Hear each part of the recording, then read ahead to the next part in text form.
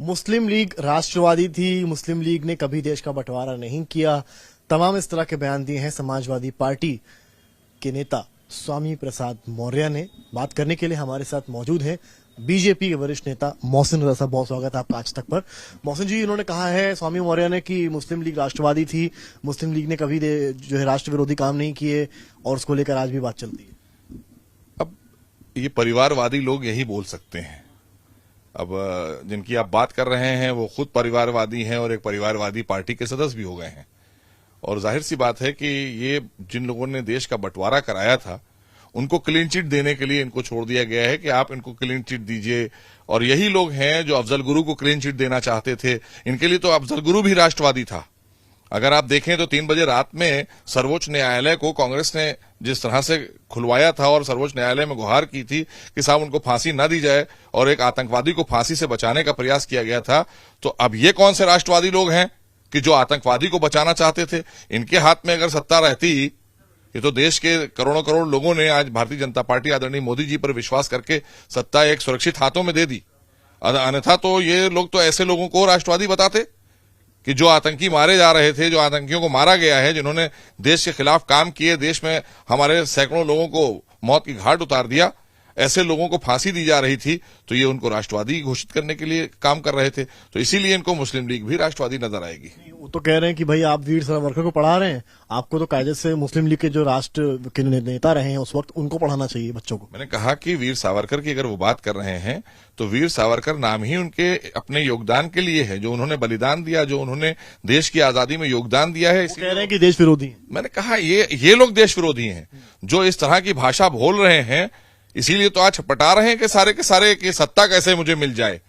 मतलब देश का इनके नजर में देश के और देश के लोगों के प्रति कोई भावना नहीं है। ये निजी स्वार्थों वाले लोग हैं। अपने परिवार के लिए, जैसा कि कल हमारे यशस्वी प्रधानमंत्री आदरणीय मोदी जी ने कहा कि ये अपने परिवारों को संपन्न करने के लिए वोट मांगने जाते हैं जनता के बीच में। और आदरणीय मोदी जी और भारतीय जनता पार्टी का एक एक कार्यकर्ता देश हित में और देश के लोगों के हित में जाता है कि आप हमें वोट दीजिए, आपका वोट भी सुरक्षित होगा, आप भी सुरक्षित रहेंगे, आपका विकास और कल्याण होगा और जनरेशन वाइज होगा। और इन्होंने क्या किया है ये बताएं ना।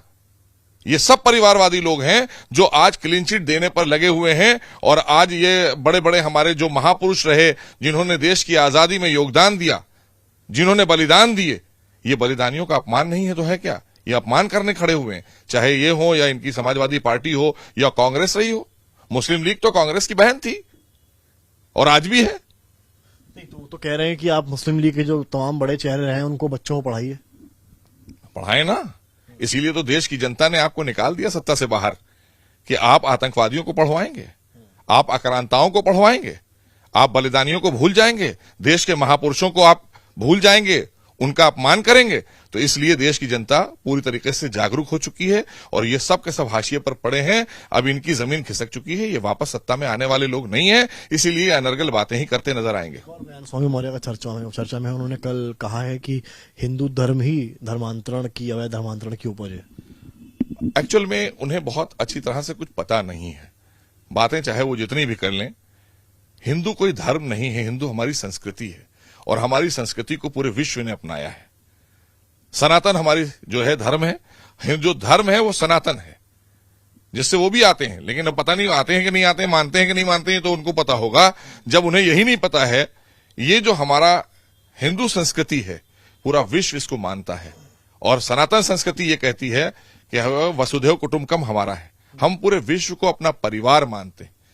और ये लोग बंटवारे वालों को अपना परिवार मानते हैं। मुख्यमंत्री ने कल बकरीद को लेकर इंस्ट्रक्शंस दिए हैं। कहा है कि जहां से कांवड़ यात्रा निकलेगी वहां पर मांस नहीं कटना चाहिए। इसके अलावा कहा है कि कुछ स्थान जो चिन्हित है वहीं पर आप कुर्बानी करिए। इस पर देखिए, मैंने आज सुबह भी मैंने आपके ही चैनल पर एक बयान दिया और माननीय मुख्यमंत्री जी ने जो कहा है उस बात के लिए बार बार हमारे प्रदेश सरकार ने भी एडवाइजरी जारी की है कि जो प्रतिबंधित जानवर हैं उनकी कुर्बानी नहीं की जाएगी। और जो जगह, जो स्थान बना दिए गए हैं कुर्बानी के लिए, जहां पर आप उसकी ज़िबा करेंगे उनको ले जाकर, तो उन्हीं स्थानों पर करें, आम जगहों पर ना करें जहां पर कांवड़ यात्राएं निकल रही हों, क्योंकि वो अपनी श्रद्धा और आस्था के लिए कहीं जा रहे होते हैं और आप भी अपने कहीं ना कहीं त्योहार को मना रहे होते हैं। तो किसी तरह की कोई सौहार्द में कोई इस तरह की चीज ना हो कि सौहार्द बिगड़े वहां पर। तो लोगों को और समझना चाहिए, और मुझे लगता है कि जिस तरह से माननीय मुख्यमंत्री ने अपील की है तो इस अपील को सबको अपने ध्यान में रखना चाहिए। सवाल यूनिफॉर्म सिविल कोड को लेकर कल all India Muslim personal law board की बैठक भी हुई है। तय हुआ है कि कुछ वकील जो है तैयार करेंगे ड्राफ्ट, शरिया की भी बातें उसमें लिखी जाएंगी और कमीशन को सौंपेंगे। तो विरोध लगातार चल रहा है। देखिए, मैं एक चीज सामर्थ्य आपसे पूछना चाहता हूं और अपने तमाम मुस्लिम समाज के लोगों से पूछना चाहता हूं। देश जब बंटवारा हुआ तो बंटवारे की आवाज किसने उठाई थी? देश का बंटवारा किन लोगों ने मांग की थी कि देश का बंटवारा हो जाना चाहिए? किसी एक भी हमारे हिंदू भाई का नाम बता दीजिए जिसने कहा हो कि आप यहां से पाकिस्तान बनाकर चले जाइए, आपको हम यहां नहीं रहने देंगे। और आज की भी स्वतंत्रता पर हम पूछना चाहते हैं कि क्या सन 47 से आज तक आपके किसी भी मामले में आपकी किसी भी स्वतंत्रता को गला दबाया गया?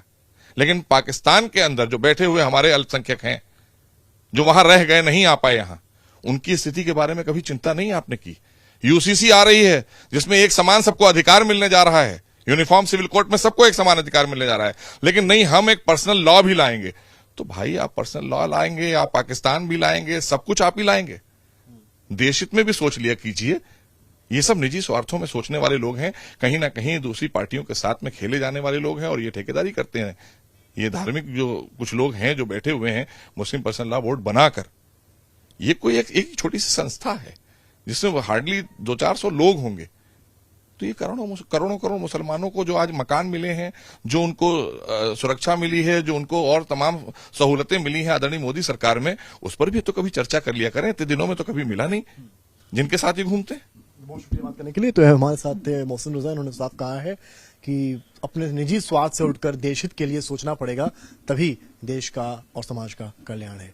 कैमरामैन संदीप के साथ समर्थ श्रीवास्तव, लखनऊ, आज तक।